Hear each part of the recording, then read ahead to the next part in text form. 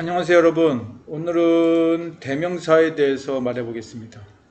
우리가 팔품사를 시작을 했는데요, 명사부터. 사실 대명사는 크게 보면 명사에 포함된다고 볼 수가 있죠. 뭐 밑에 그 diagnostic quiz에서 문법적으로 틀린 부분 I must carry the lady suitcase, 그죠? DIS to her room. 나는 그 가방을 그녀의 방으로 옮겼다. 뭐 옮겨야만 한다. 글쎄요. 뭐 크게 틀린 게 없을 것 같죠. 그죠? 예. 그 케이스 아닌가? 캐스트가 아니라.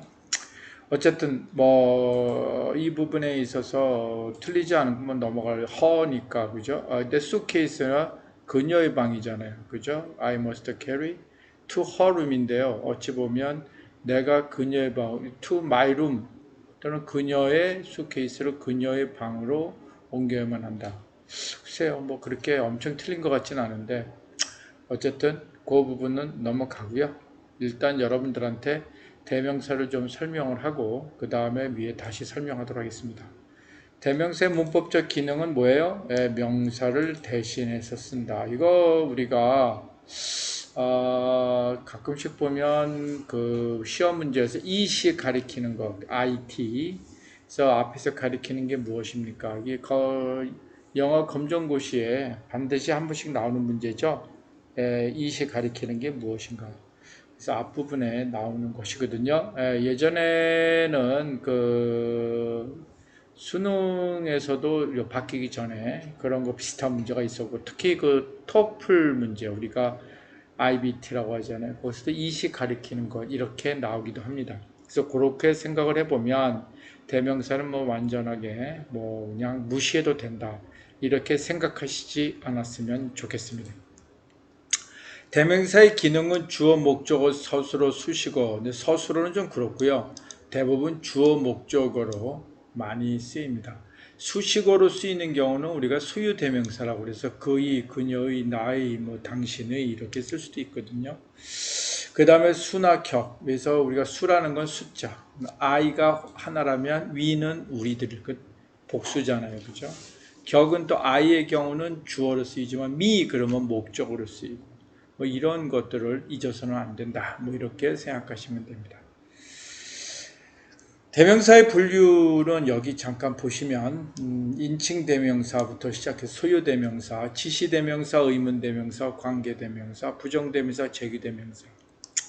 뭐 다른 것보다도 우리가 그 시험 문제 잠깐 보면 그 검정고시도 그렇고요. 그 다음에 여러분들 아마 그 수능 문제에서 보면 문법 문제 같은 경우에도 가끔 나올 수가 있어요. 다음 중 틀리게 쓰인 것은 뭐 이렇게 할 때 대명사가 잘못 쓰이는 경우도 있고요. 그 다음에 또 그 다음 문제 보면 30번인가요?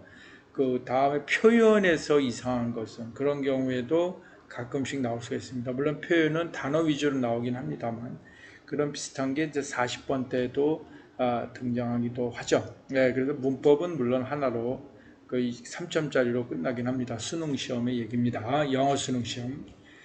자, 부정대명사 같은 경우에는 틀렸다는 게 아니고요. 대명사를 우리가 뭐 하나로 딱 찍어서 얘기할 수 없다. 이런 거. 우리가 관사에서 부정관사, 정관사 얘기하시죠. 부정관사, 정관사 같은 경우는 이렇게 딱 찍어서 얘기하는 거기에서의 부정을 이해합니다. 우리가 투 부정사 뒤에서 할 텐데 그때도 그 부정은 아니다라는 게 아니라 시제를 딱히 무엇으로 결정하지 않는다. 그러니까 원형을 쓸 수밖에 없는 것이죠. 이렇게 됩니다. 또 우리 그 여러분들이 그 영어 검정고시에 보면 789인가 679요 678 거기에 보면 의문 대명사가 들어간 경우 특히 what 같은 경우에 질문할 때 what이 있지만 뭐뭐 하는 것에서 또 what이 있어요. 그때 그 것은 의문 대명사라고 안 하죠. 물론 뒤에 물음표가 있을 때 우리가 의문사임을 알 수 있긴 하지만 what만 보고 얘기할 때 하나는 무엇입니까? 하나는 뭐뭐 하는 것 이렇게 됩니다. 자, 그래서 이 관계대명사 같은 경우에도 우리가 아까 말했듯이 그 아주 통칭해서 사람이나 물건은 대서 쓰지만 경우에 따라 그 물건의 경우에 which라는 거 우리가 여러분들 그 다음에 사람의 경우는 who를 쓰잖아요. 대명사 경우. 이것도 뒤에 들어가면 그 구분되는 것을 어느 정도 알 수가 있다. 거기에도 이제 격이 그 선행사가 관계대명사절에서 주어로 쓰이는 경우 또 목적어로 쓰이는 경우 이렇게 경우에 또 달라질 수가 있지 않습니까? 이런 것들의 그 어떠한 설명들은 이제 대명사를 좀 알고 나면 훨씬 쉽게 여러분들이 이해할 수 있지 않을까 생각이 듭니다. 우리가 보통 그 대명사는 명사처럼 명사니까 수, 그러니까 우리가 단수, 복수, 성, 여성, 남성, 그 다음에 격. 그래서 아까 주격, 목적격 아주 대표적. 그 다음에 이제 들어가는 게 소유격, 누구누구이 이렇게 됩니다. 그래서 대격은 예전에 있어서는 accusative, 또 역격은 dative. 그래서 우리가 누구누구에게라고 번역이 되는데요.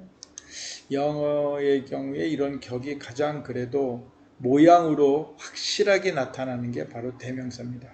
주어에는 I, 그렇죠? 그 다음에 목적은 me가 또 나에게도 me잖아요. 이제 아쉬운 건 you의 경우에는 you, 주어든 목적어는 똑같죠. 다만 당신의 그럴 때 your라는 게 있어요. 또 뒤에 나오지만 she나 he도 마찬가지죠. 잠깐 뭐 I, me, mine, 그 다음에 you, thou는 옛날 거니까 꼭 아실 필요는 없어요. 조금 이제 예스러운 글을 읽을 때 나올 수가 있고요. 그래서 you, 그죠? you. 그래서 he, him, his, she, her, 그 다음 it. it은 변화가 없죠. 주어, 뭐 목적어, 대격이 목적어라고 그랬죠. 역격에 우리가 간접 목적, 대격은 직접 목적. 굳이 나눈다면 뒤에 이제 속격이라는 것은 우리가 소위 소유, 뭐뭐의라고 해석을 할 수 있는 게 되겠습니다. 왜 이렇게 생소한 용어를 쓰냐면 사실 이게 본래의 번역이에요, 사실은. 근데 이제 그것을 좀 더 말로 쉽게 설명하기 위해서 직접 목적어니 간접 목적어란 말을 쓰는 거거든요. 물론 그것조차도 우리가 대격, 역격도 마찬가지지만 일본 학자들의 덕분이 아닌가. 덕분이란 말은 좀 어폐가 있습니다. 어쨌든 그들이 먼저 시작했으니까 그렇게 말을 할 수 있을 것 같습니다. 위에 복수의 경우 위, 아까 얘기해 유의 경우는 복수든 단수든 똑같고 또 주어든 목적어든 똑같고 이런 것들이 이제 문장 속에서 유를 볼 때 주어를 해석해야 될지 목적어로 해석해야 될지 또는 그것이 단수로 해석해야 되는지 또는 당신들로 해석해야 이런 것들이 우리한테 좀 헷갈리게 나타날 수 있다. 그래서 이런 부분을 내서 그 학생들로 어떻게 문제를 풀 때 학생들로 하여금 앞에 것을 받았을 때 그 대명사는 앞에 이미 한번 명사로 독립적 명사로 있는 걸 대명사로 받는 거니까 무엇을 받느냐에 따라서 문장을 좀 더 해석하는데 헷갈리게 할 수 있는 게 있습니다.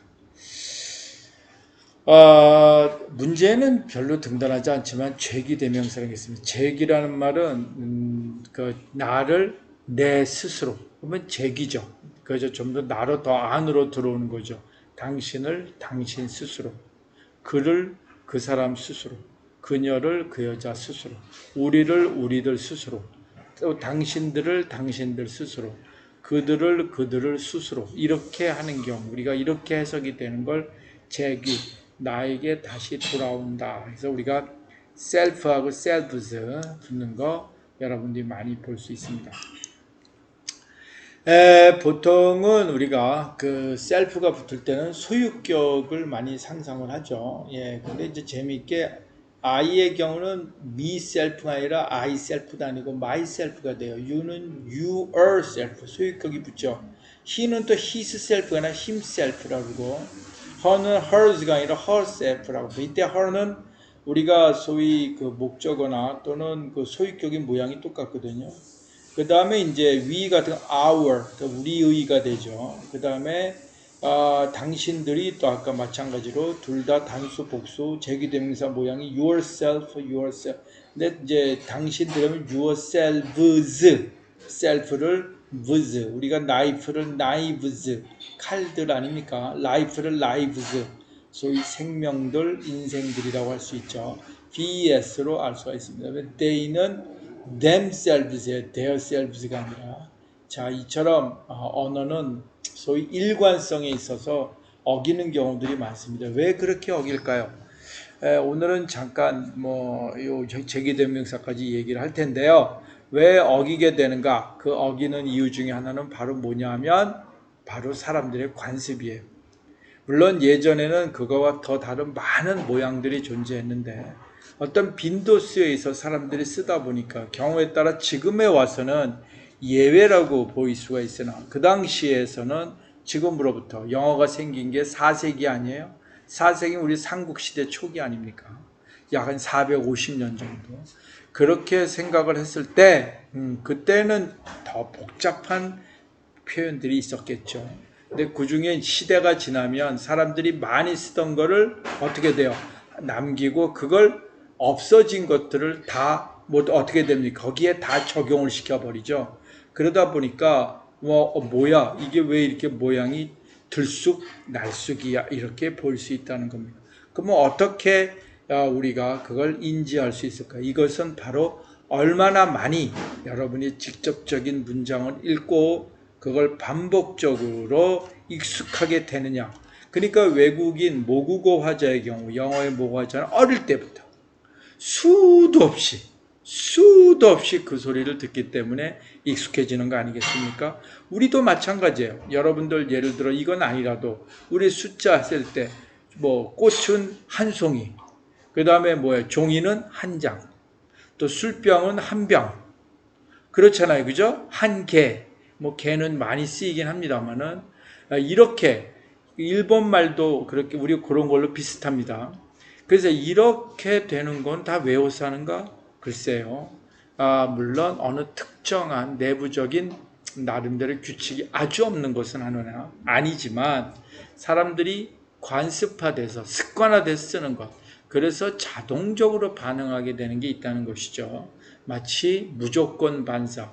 개가 밥을 주면서 종치고 밥을 주면서 종쳤는데 종만 딱 나면 침을 알아서 흘린다. 라는 어떠한 소위 습관화가 반복해. 우리가 강화라고 그러는데 그래서 결국 그것으로서 그냥 자동 반응하는 이렇게 생각을 해보시면 이렇게 들쑥날쑥한 모습을 이상하지 않게 이해할 겁니다. 제기적인 용법은 크게 두 가지가 있어요. 하나는 말 그대로 어떻게 보면 John sacrificed himself. John은 그 자신을 이때는 목적어가 돼요. 그 자신을 국가를 위해서 희생했다. The actor killed himself. 그 자신을 죽인 어쩌면 자살이란 말이죠. Mary should be ashamed of herself. Be ashamed of란 말은 부끄러워한다. 그녀 자신을 부끄러워한다. 을이 들어가요. 그런데 강조하는 것은 Did you do this? 네가 이 숙제를 이미 목적어가 를 있잖아요. 그러면 yourself는 너의 자신을 말이 안 되잖아요.